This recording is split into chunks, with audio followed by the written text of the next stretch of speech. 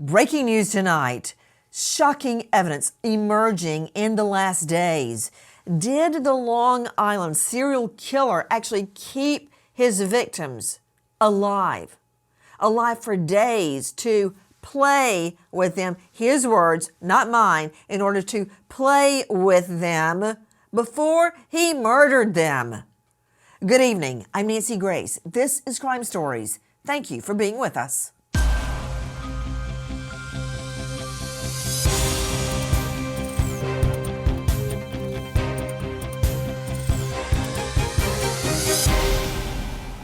Six women found dead, mutilated, and dismembered on Long Island Beach.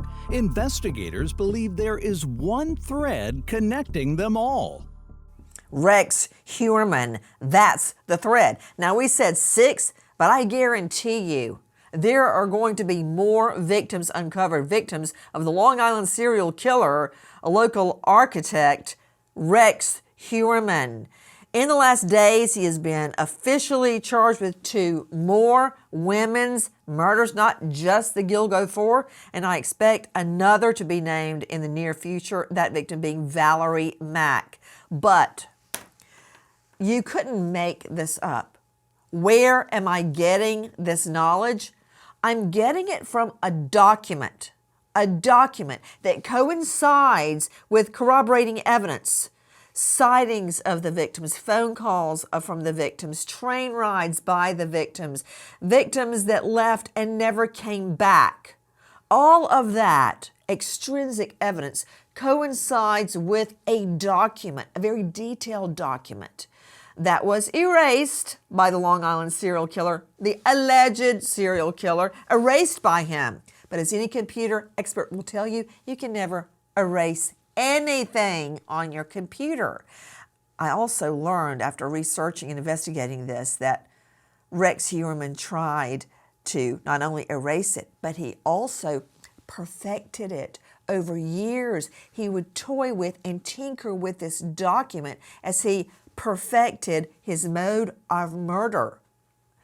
But keeping a victim alive for days on end so he could play with him. Where am I getting that word? From his document, his so-called planning document that was found on his computer.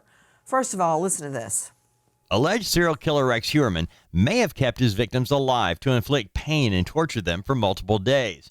Investigators using calendars for the Heuermann family to determine when Rex Heuermann has the house all to himself while his wife and children are not at home, and comparing those dates to dates some of his alleged victims went missing.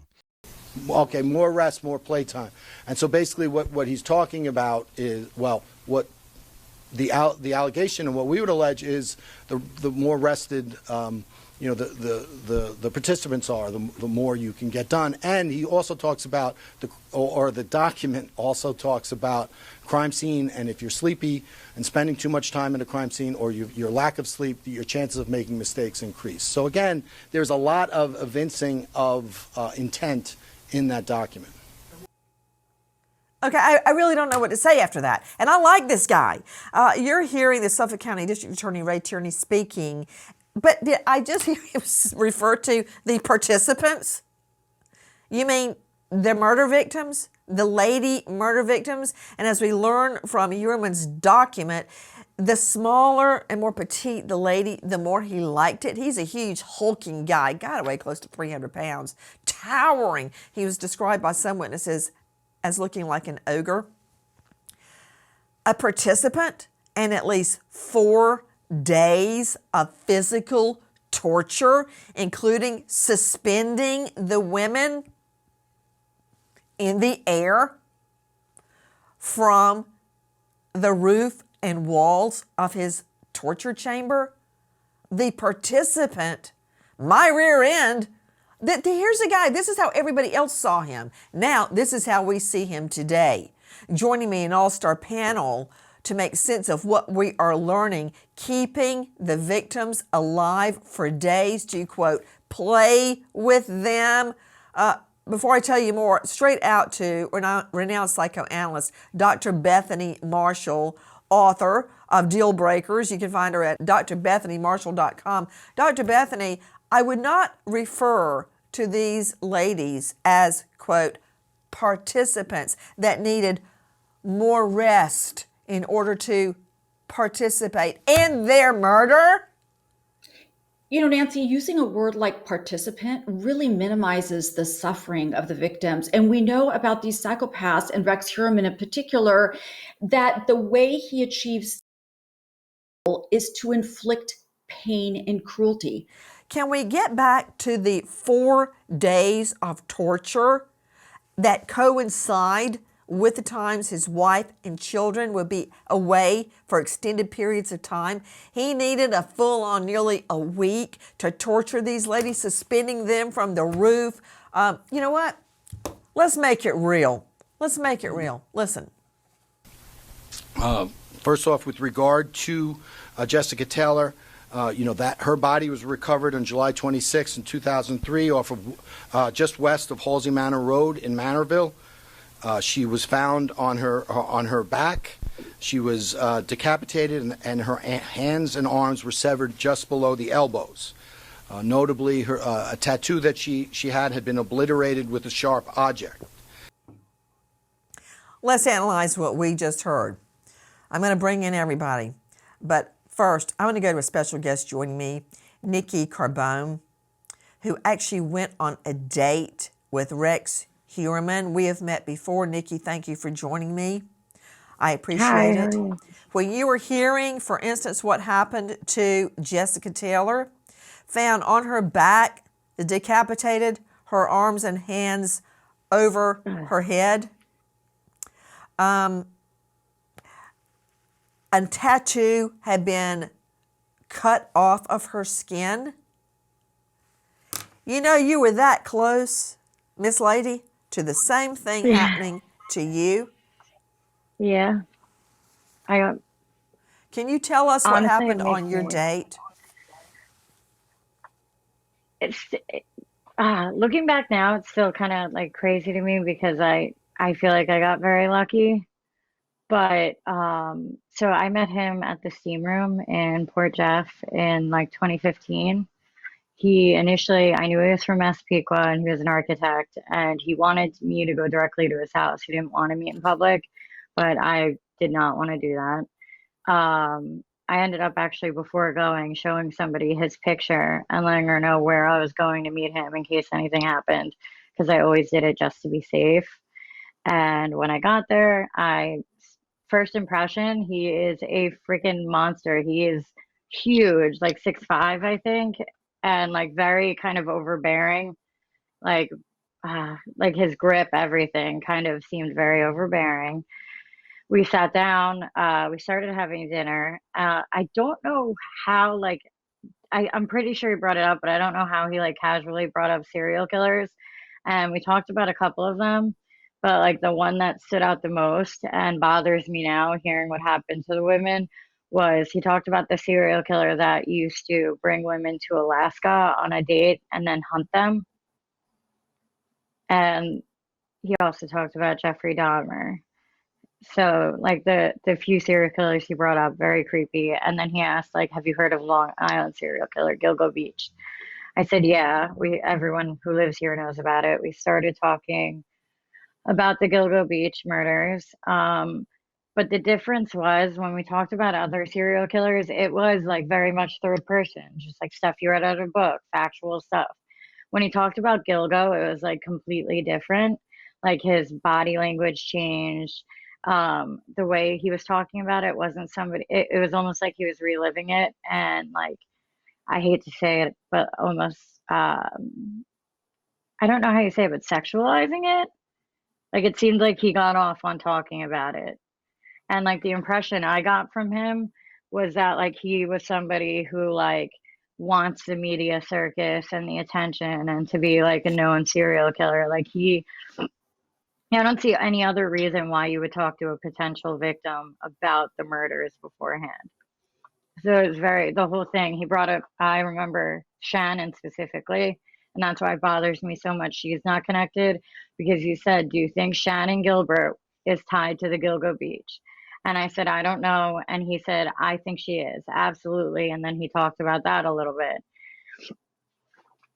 But it's still to this day not tied to him. And that's one of the biggest things about the case that bothers me. Nikki Carbone with us. You know what, Nikki, after we finish our program, I'm going to hook you up with Dr. Bethany Marshall. She's at drbethanymarshall.com, but I'm going to hook you two up via cell phone. Nikki, when you were hearing that these ladies were kept alive and like suspended from the ceiling and tied up and tortured, I wasn't that could have been surprised at you. all. I know. Why do you say that? That I wasn't surprised. The way he talked about everything, he came off to me as somebody that would enjoy that. And then hearing the autopsy report for like Shannon and other people, it made a lot of sense, especially taunting the families, and it's scary. I think the only reason I remember I was too scared to walk to my car alone because I didn't know if he would like come to my car, and he was a massive guy. So I ended up having somebody meet me literally like at the door of the steam room. And I feel like that's the only reason I got as lucky as I did. Now, Nikki, the steam room was the restaurant, correct? Yeah. And I'd like to point out to everyone that I've spoken to Nikki well over the course of the past year, and her story has remained the same. In fact, the minute details have not changed. Let me understand this, Nikki. You got such an overwhelming feeling, you were afraid to walk to your car after dinner with Rex Heuermann? Yeah, I didn't know if he would follow me, and like everyone knows, he's massive. So, and at the time I was like probably 125 pounds. So, yeah, I didn't even feel safe. He's the only time I ever in my entire life went on a date where I remembered reading about in a magazine how you could go to the bar and order a drink and they'll escort you to an Uber or a Lyft or escort you out. And I remember thinking about that on the date. And I never, had that thought come into my mind. Like he was terrifying because the way he spoke about it wasn't somebody who just was interested in serial killers.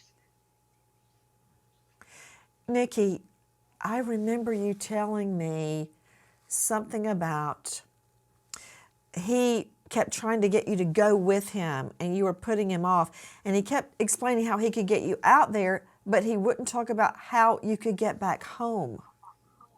Yeah, he didn't want me to that was the biggest thing. So towards the end of the date, he asked if I was going to go back to his place with him, and he had shown me a white envelope, but that was sketchy to begin with.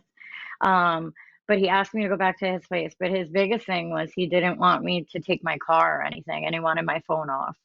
And I was like, how am I going to get back? And he was like, oh, we'll figure that out later. Like that wasn't like something he talked about. And when I was like, oh no, like I'm not leaving my car. I don't feel comfortable driving out there. Like you could tell he was like visibly annoyed and like aggravated that he like made the effort to come meet me out there, and I wasn't going back with him. Like aggravated. Where was the steam room restaurant located? Was it anywhere near Penn Station? No. I live in Suffolk, so he met me in Port Jeff, which is I want to say like 30 minutes from Massapequa, maybe.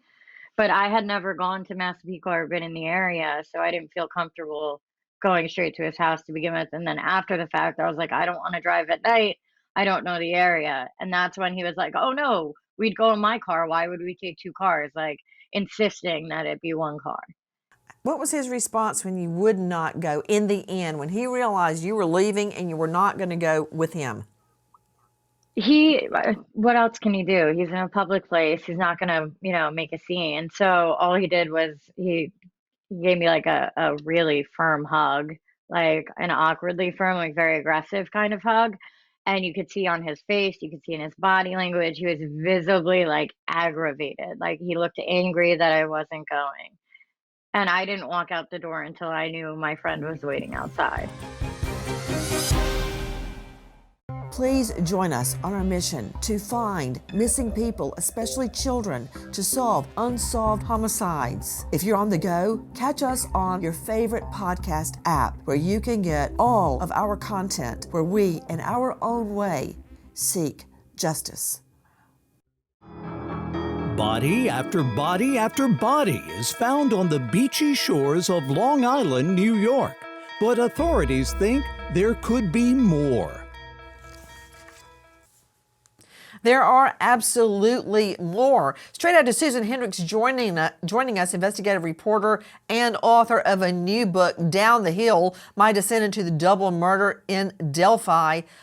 Susan Hendricks, thank you for being with us. This document that has emerged clearly indicates that the defendant, Rex Heuermann, the alleged Long Island serial killer, would keep his victims alive for days on end, in his words, playing with them, in my words, torturing them until he finally killed them just in time for his wife and children to fly back into town.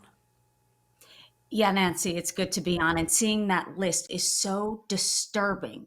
And it's great to hear from Nikki. I also watched a prior interview you did with her about that gut instinct to think, wait a minute, his posture is different when he's speaking about the murder, almost in first person.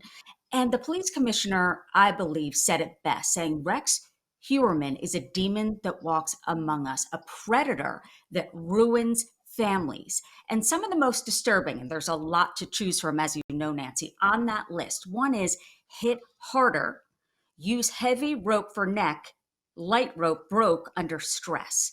So think about the family members going back thinking, one of the victim's sisters said, I want to know what were her final moments like. Was she in pain? And then seeing this list come out, that the light rope broke, that they need heavier rope.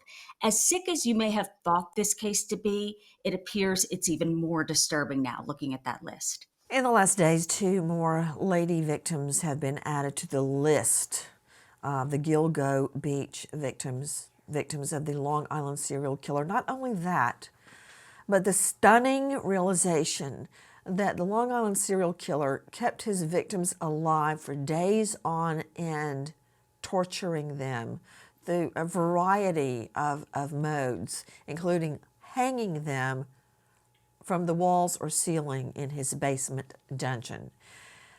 These attacks and these prolonged days of torture coincided with times his wife and children would leave to go out of the country, typically. Joining me in all-star panel, but brace yourself. Listen to this.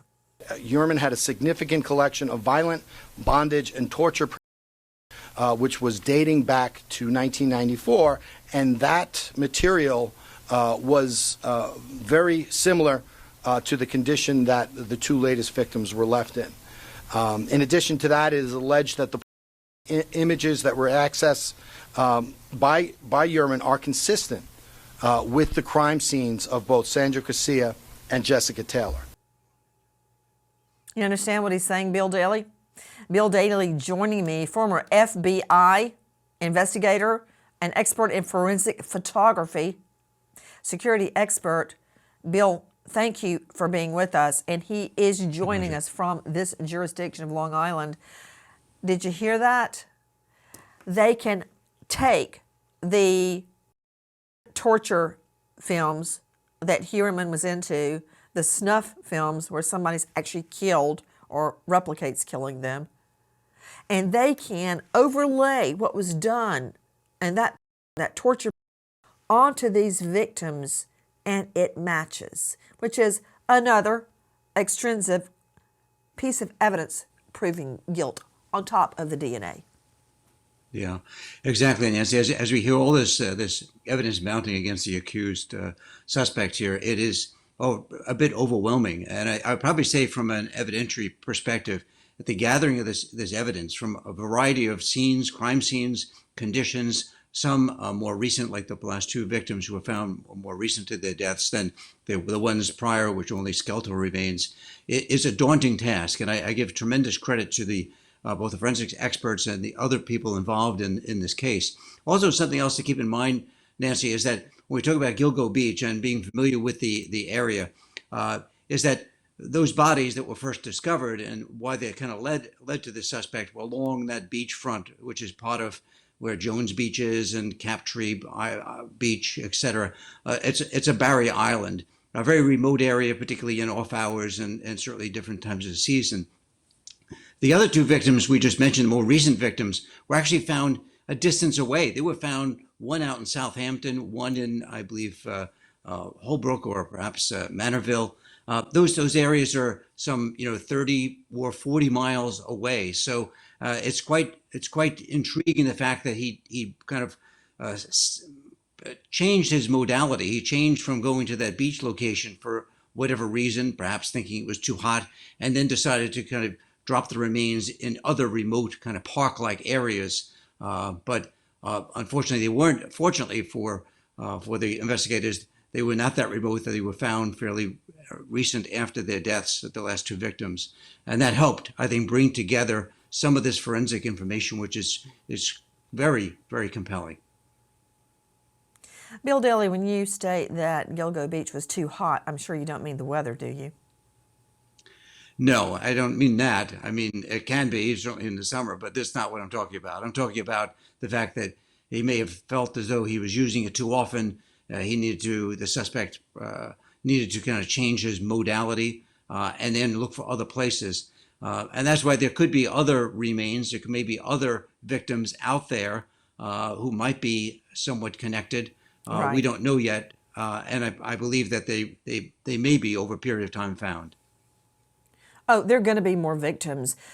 With me, renowned forensics expert, Professor of Forensics, Jacksonville State University, author of Blood Beneath My Feet on Amazon, star of a new hit series, podcast, Body Bags with Joe Scott Morgan.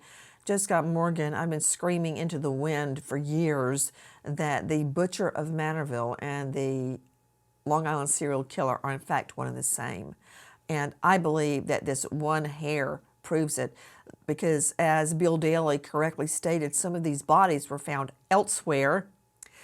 And regarding the change of modality, as he referred to it, I mean, many people say, oh, that couldn't be him because it's a different MO, modus operandi, method of operation, BS. Just look at, for instance, Ted Bundy.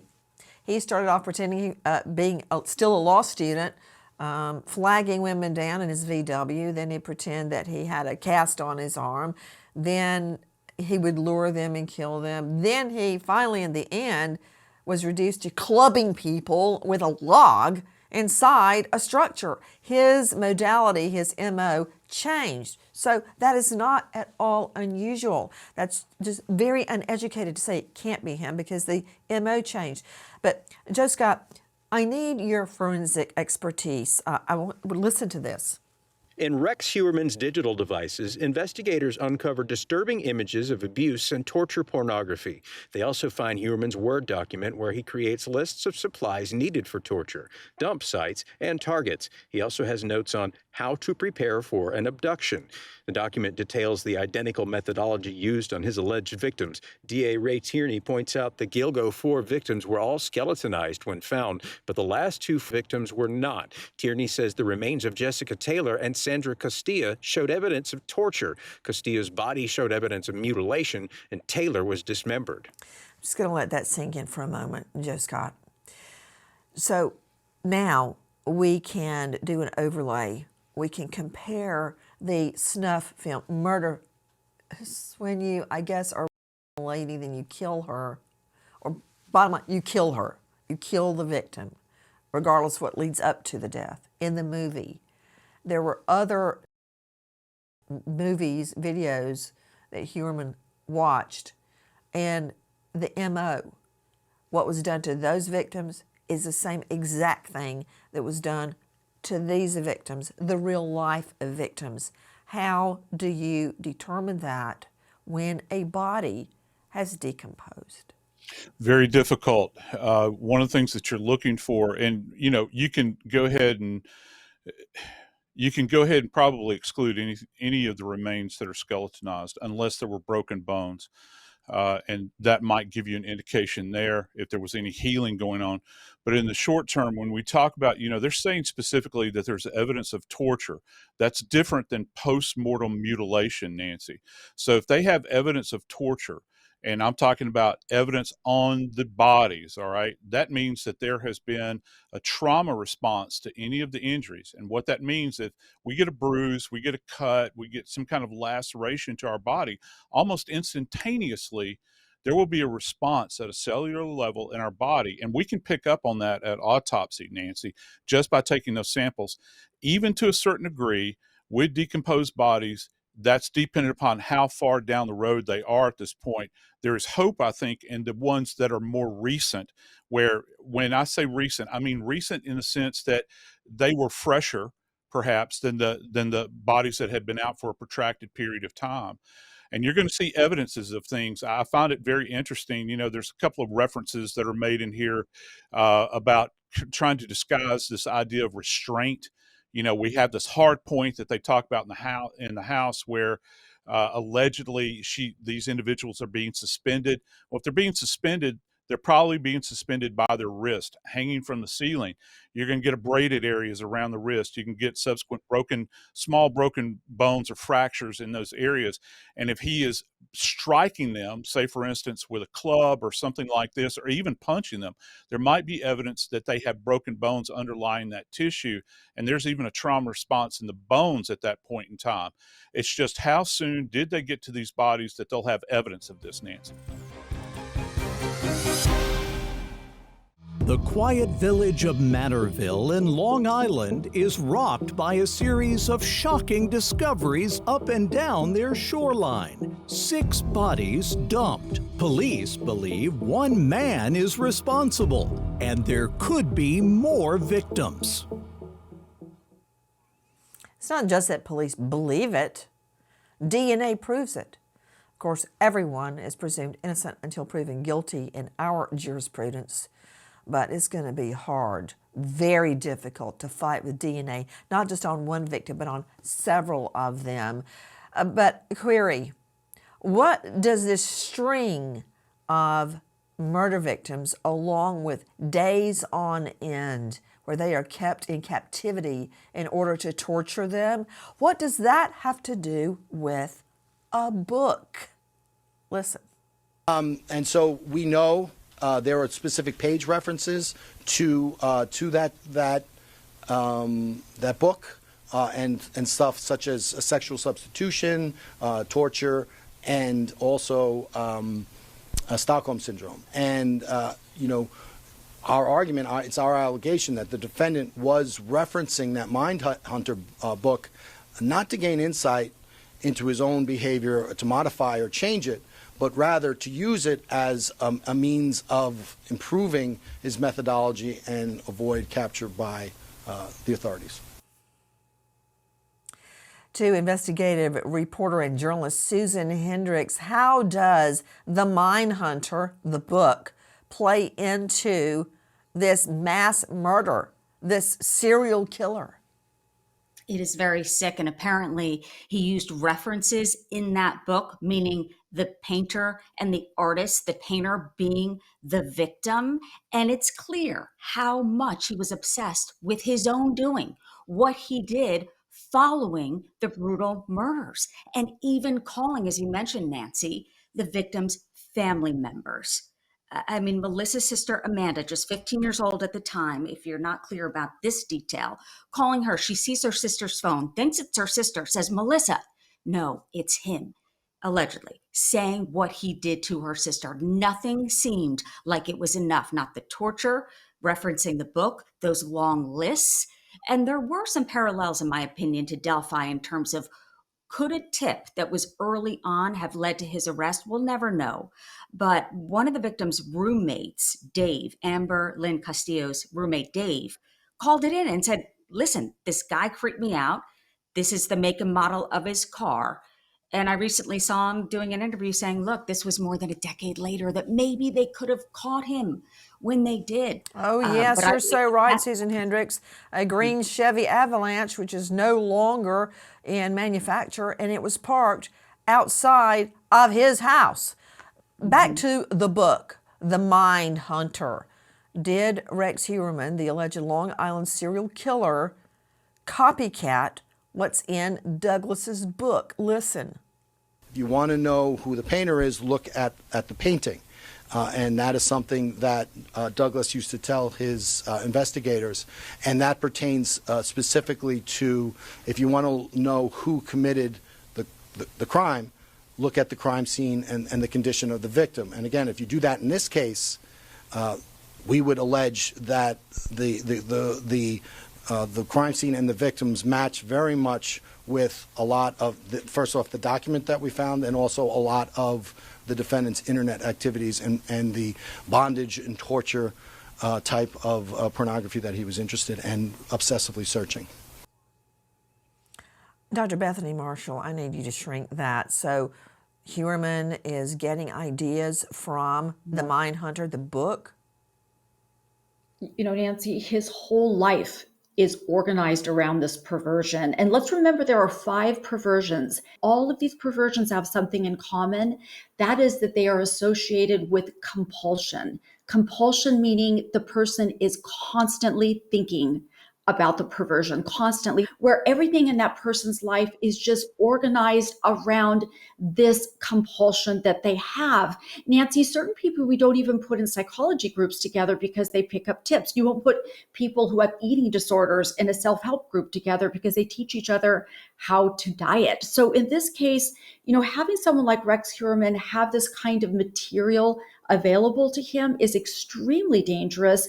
And the reason these serial killers, they pop up, they kill, they go underground for a while, they pop up, is that they're so busy studying that actually that kind of substitutes for the crime itself. Now, as part of our processing of the electronic devices, the task force discovered a Microsoft Word document entitled HK 2002 through 2004. That was discovered on a laptop in unallocated space, meaning there was an attempt to erase that document. Was a locally created draft, which means the document itself was created on the laptop. It wasn't downloaded from the internet.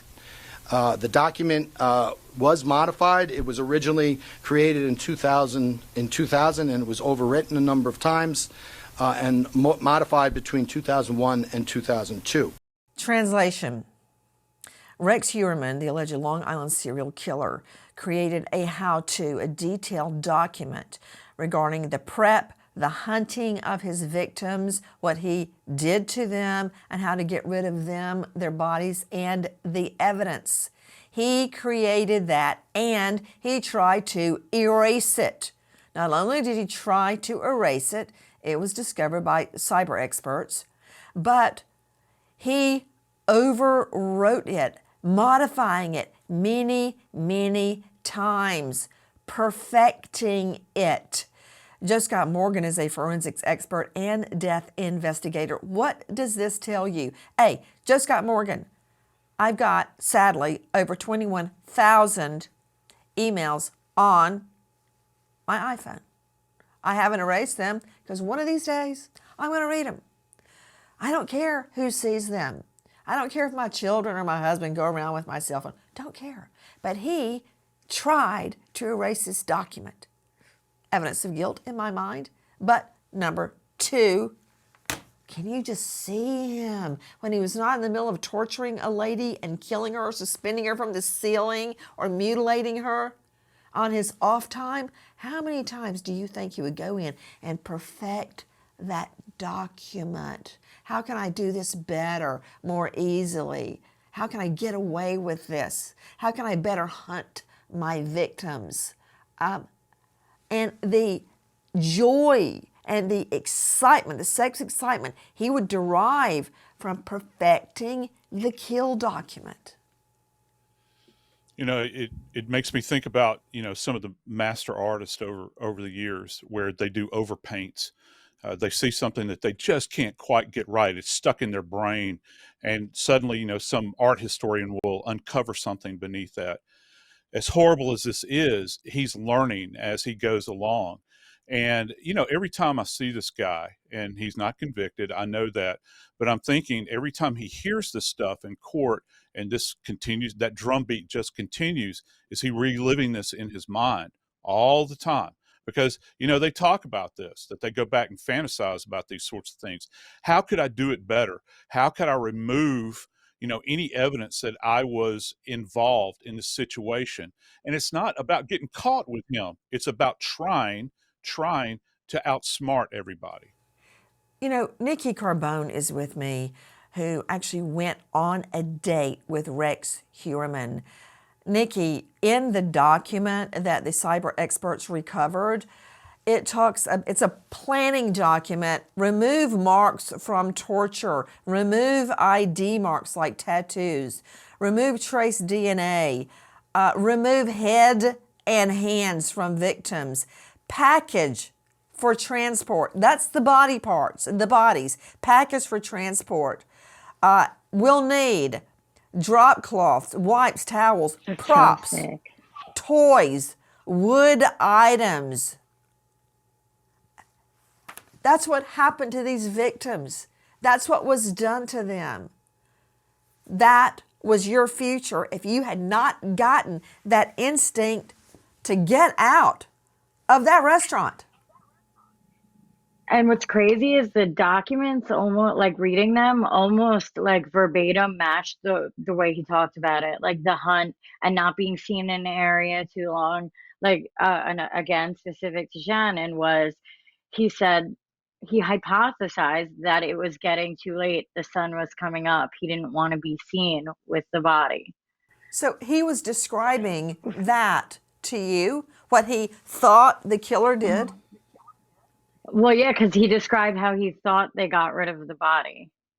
And like, what did he say? He said his hypothesis of the one was that somebody very tall could wear fishing gear, hunting gear, the rubber, and tread through the marsh with the camouflaged bags, and he wouldn't be seen. Which is exactly how some of the victims were hidden on Gilgo Beach, walking through all that scrub and swampy area.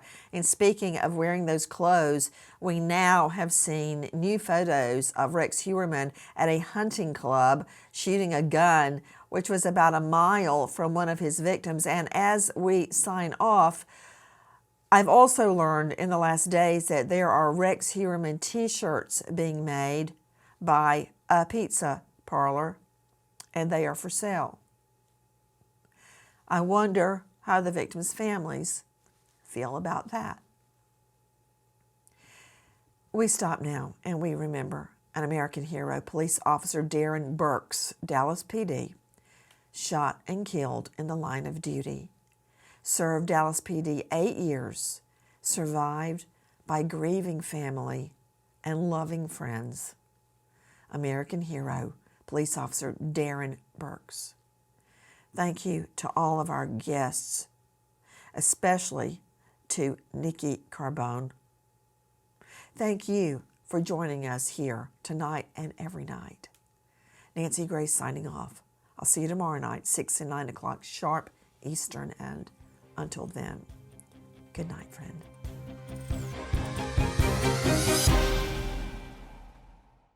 Please join us on our mission to find missing people, especially children, to solve unsolved homicides. If you're on the go, catch us on your favorite podcast app where you can get all of our content where we, in our own way, seek justice.